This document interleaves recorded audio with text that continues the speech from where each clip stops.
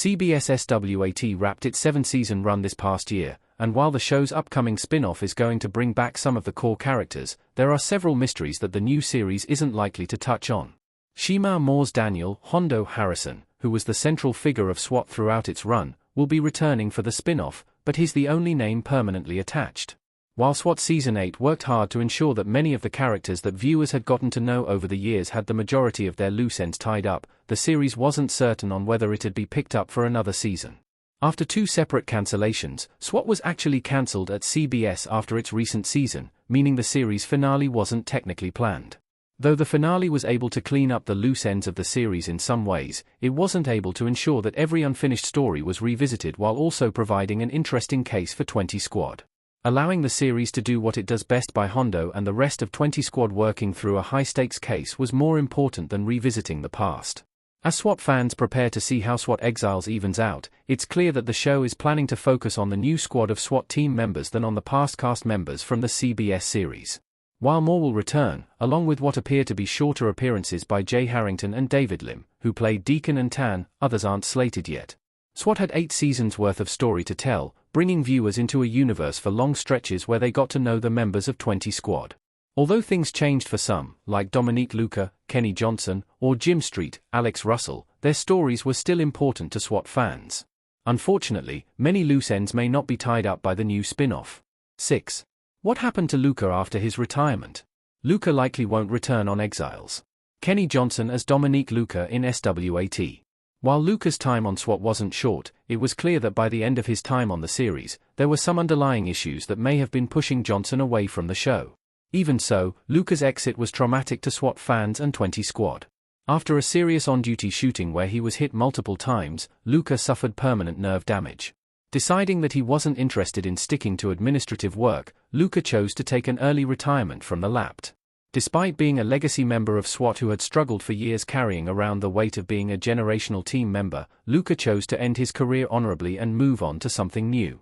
Though Luca's decision made sense due to his injury, it was difficult for fans to get behind, especially knowing that he was one of the most consistent SWAT team members on the show. Steady and loyal, Luca's departure was hard on everyone. While Luca could appear on SWAT Exiles, it's not likely that his whereabouts or current state will make it to the spin-off. 5. Where did Cortez go after SWAT? Her early exit has always sparked questions. Jessica Cortez talking on a phone in SWAT. Early on in the SWAT canon, Jessica Cortez, Stephanie Sigman, was one of the central figures of the show. Her relationship with Hondo framed the first dramatic arc of the series, and though things fizzled out with their romance quickly, there was always a question lingering within the first seasons about the show choosing to revisit their romantic relationship someday. Although Cortez was a big part of the first seasons of the series, her quick exit from the show was a shock to the system. At the end of SWAT Season 2, it's revealed that Cortez is taking on an undercover assignment with the FBI. The assignment, which was meant to be temporary at first, ultimately becomes a long-term position. Though Sigmund was pregnant and left the show, the explanation for Cortez's disappearance often left SWAT fans at a loss. It was clear she wouldn't be returning, but leaving the door partially open and never really replacing her was a tough pill to swallow. It's unlikely that Exiles will choose to revisit Cortez or give updates on what she's been up to. 4. What happened with Hicks' role after Bennett's discipline? His story felt incomplete. Deacon, Hicks, and Hondo standing together in an episode of SWAT. While Commander Robert Hicks, Patrick Saint-Esprit, became a major piece of SWAT's puzzle after Cortez's departure, he's always been an incredibly difficult character to watch. Hicks, who's dealt with family issues throughout his time on SWAT along with his professional problems, made it clear that he wasn't going to deal with either as he navigated tricky business with 20 Squad. SWAT Season 8 saw Hicks facing professional trouble as he worked through a tough case with Deputy Chief Bennett, Merrin Dungy, keeping a close eye on his work. After what Bennett deemed a slip-up, Hicks was put on suspension, but after he helped the team with another critical case, she chose to keep him in his role, valuing his contributions. Though Hicks was ultimately not ousted from SWAT and kept in his role, it was clear that the fallout from Bennett's disciplinary action was taking a toll on the leader as the season came to a close. While Exiles may give an update on what happened to Hicks after SWAT came to a close, the spin-off isn't likely to be as in-depth as viewers would like. 3. Would Street and Chris have ever returned to SWAT? They were last said to be engaged.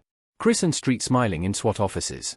SWAT's biggest romantic storyline focused on Street and Chris Alonso, Lena Escala, throughout the first 5 seasons of the series, but the show left them off on a confusing note.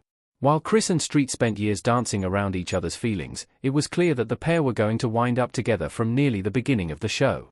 Even so, Chris and Street's relationship was never easy. By the time they finally got together, Escala was exiting the show and, ultimately, left Street on his own, mentioning that they were still together from time to time. Russell, who spent SWAT Season 6 preparing for his own exit, ultimately left the show on a high note, revealing he was proposing. SWAT fans have long since believed that Street and Chris, either engaged or married, would be returning to the show for its end, but with sudden cancellation after sudden cancellation, SWAT never had the chance to bring them back.